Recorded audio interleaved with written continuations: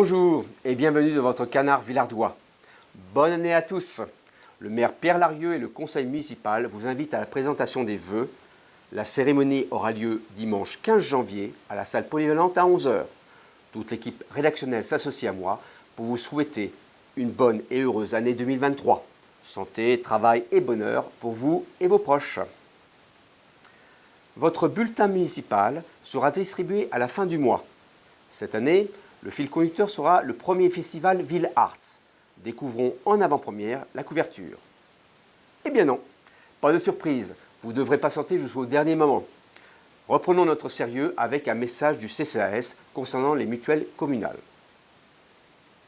Pour rappel, la commune a signé des conventions avec 3 mutuelles partenaires pour proposer aux habitants villardois un large choix de prestations accessibles à tous. Avec ce dispositif, la commune souhaite ainsi faciliter l'accès aux soins pour tous les villardois. Adrea Mutuelle, AXA et Solimut Mutuelle vous proposent des permanences à la salle de réunion de la mairie, au premier étage. Les prochaines auront lieu les 17 janvier et 21 mars 2023, de 9 h 30 à 11 h 30. Nous vous tiendrons informés des dates ultérieures. Nous vous avions parlé dans l'édition de décembre du projet Essor. Voici maintenant un autre projet d'habitat partagé dans notre commune. La maison Bel Air, propriété du CCAS, fait l'objet d'un projet innovant lié à la mise en place d'un habitat participatif. Il s'agit de céder ce bien à un groupe de personnes prêtes à partager des valeurs communes telles que l'écologie et le vivre ensemble.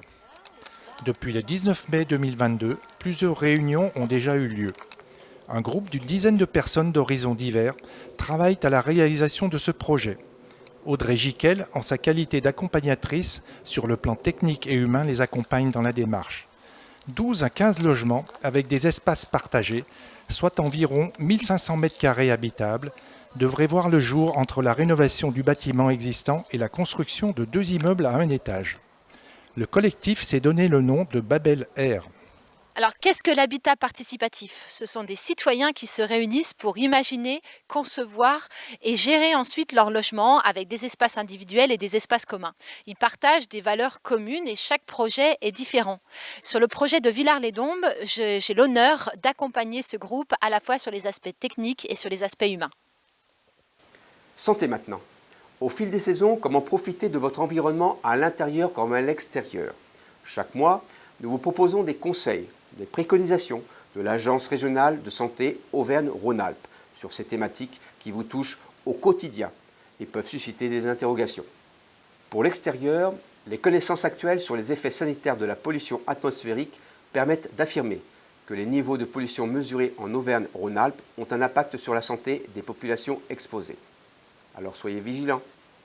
Pour l'intérieur, les moisissures sont des champignons qui peuvent apparaître sous forme de taches vertes ou noirâtres, en particulier sur les murs, sols ou plafonds. Quels sont les risques pour la santé? Comment prévenir l'apparition des moisissures dans votre logement? Pour approfondir ces sujets, rendez-vous sur le site de l'ARS. Santé toujours. Un don du sang est prévu mercredi 4 janvier, de 15h15 à 19h15 à la salle polyvalente. Venez nombreux, c'est très important. Cela ne prend pas beaucoup de temps, cela ne fait pas mal et cela sauve des vies, vraiment. Au niveau national, nous sommes actuellement en dessous du socle minimum. Comme chaque mois, retrouvons le programme de la médiathèque, suivi par le point cinéma. À vous, mesdames. Bonjour, je vais vous présenter mon coup de cœur, le roman de Sandrine Colette, On était des loups, aux éditions J.C. Lattès. Ce soir-là, quand Liam rentre des forêts montagneuses où il est parti chasser, il devine aussitôt qu'il s'est passé quelque chose. Son petit garçon de 5 ans, Haru, ne l'attend pas devant la maison. Dans la cour, il découvre les empreintes d'un ours. À côté, sous le corps inerte de sa femme, il trouve son fils, vivant. Au milieu de son existence qui s'effondre, Liam a une certitude. Ce monde sauvage n'est pas fait pour un enfant.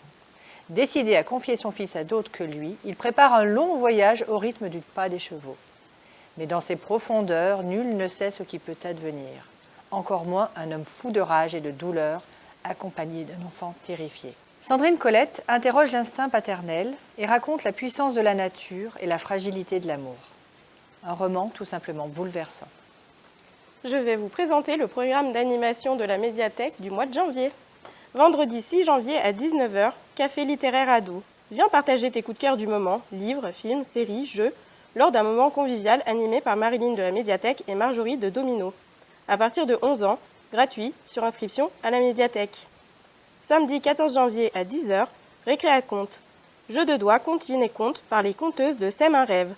De 10 h à 10 h 30 pour les enfants de 2 à 5 ans, durée 30 minutes. De 10 h 45 à 11 h 30 pour les enfants à partir de 7 ans, durée 45 minutes. Gratuit, sur inscription à la médiathèque. Samedi 21 janvier à 14 h, 16 h et 18 h. Escape Game, panique à la bibliothèque. Dans le cadre des nuits de la lecture, nous vous proposons de participer à un escape game mêlant science et investigation. Cette enquête vous invite à vivre une expérience originale. Votre mission ? Arrêter un groupe très dangereux qui diffuse de fausses informations scientifiques. Il faudra vous appuyer sur votre sens de l'observation et le travail d'équipe. Mais attention, l'horloge tourne. Il vous faudra aller vite pour achever ce défi. Suspense au rendez-vous. Gratuit sur inscription pour le public adolescent à partir de 11 ans et adulte. 6 joueurs maximum par séance à la médiathèque. Samedi 21 janvier à 9 h. Atelier d'écriture. Nous vous proposons de participer à un atelier d'écriture avec Marie Vika. Un atelier d'écriture ? Kezako. L'atelier d'écriture suscite et sollicite la créativité des participants, en particulier au moyen d'inducteurs et de contraintes artistiques volontaires proposées au groupe par l'animateur pour les amener à l'écriture. Pas besoin d'être écrivain, il suffit simplement d'aimer les mots et d'avoir envie de jouer avec. Gratuit sur inscription pour le public adolescent et adulte à la médiathèque. Mardi 31 janvier à 20 h 30. Café littéraire en partenariat avec Domino. Venez écouter, partager vos lectures, présenter un coup de cœur lors d'une soirée autour d'un café, thé, tisane. Gratuit sur inscription pour le public adulte à la médiathèque.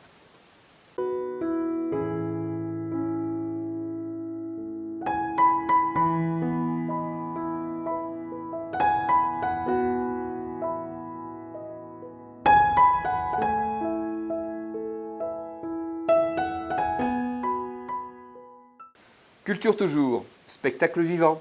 Retrouvez Villars-les-Seines pour sa 5e édition.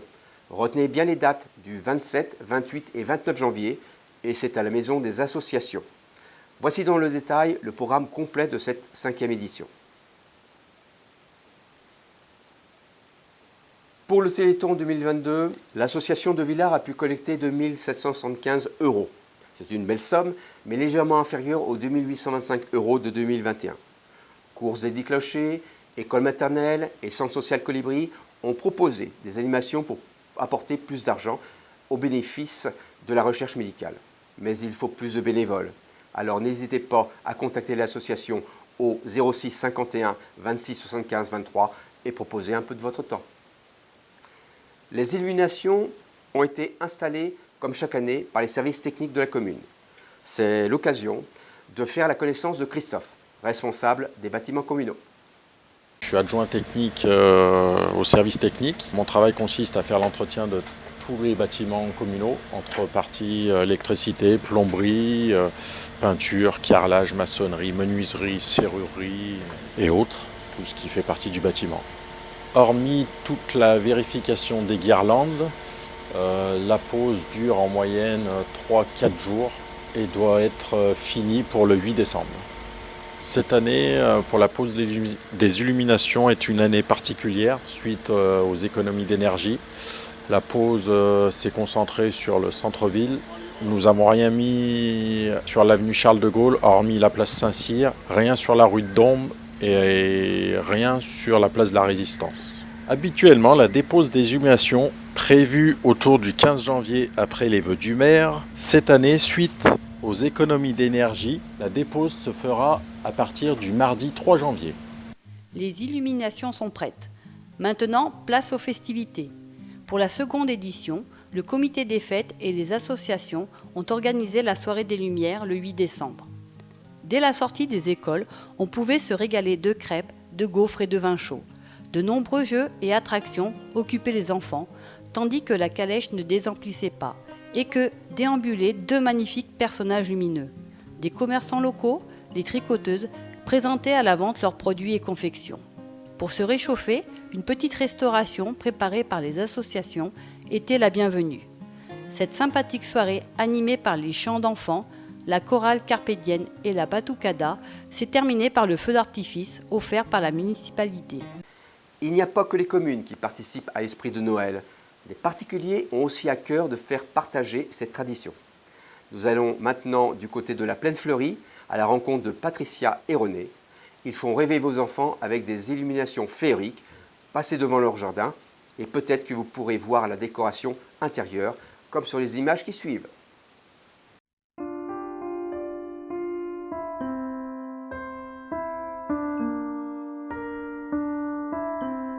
Des voisins qui viennent voir déjà dehors et puis après on les fait monter pour leur montrer qu'il y a d'autres décorations dans la maison, pour donner envie aux gens de faire pareil chez eux et penser aux enfants pour qu'ils soient heureux en voyant toutes ces décorations.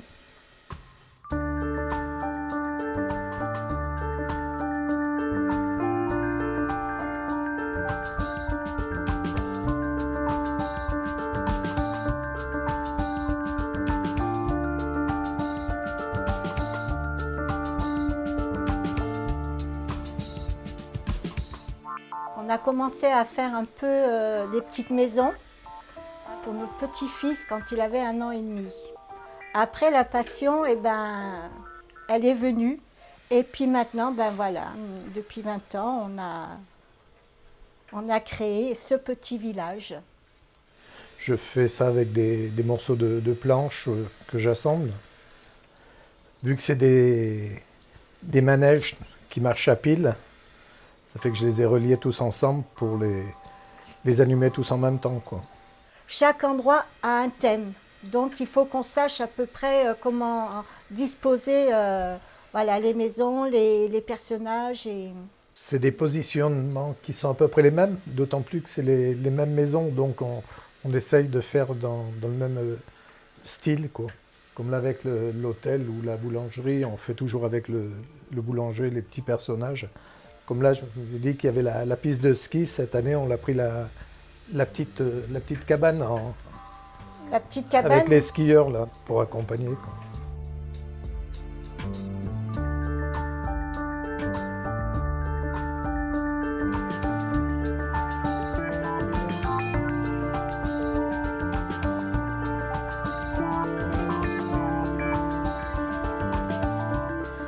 Dans 2 ou 3 ans, on passera le relais à notre fils et petit-fils. Comme mon père m'a passé le virus, on passera le virus. Faut pas que va ça rentrer se perd, quoi. Il faut que Noël reste Noël pour les enfants et même pour nous adultes. Voilà, nous on veut de la gaieté. Les gamins maintenant, c'est le téléphone, c'est tout des trucs virtuels, quoi, en somme. Ça vit plus. Je suis contente dès que les gens font un peu les décorations, aussi bien dehors que dedans, parce que comme je vous disais, il faut penser aux enfants. Parce que là, en ce moment, on vit une époque qui n'est pas très agréable pour eux. Alors, un petit coup de féerique, voilà, leur offrir ce petit cadeau, voilà, c'est pour vous qu'on fait tout ça.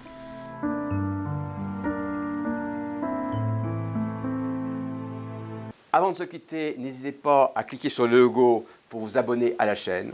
Je vous dis au revoir et on se quitte sur les images de la fête du 8 décembre.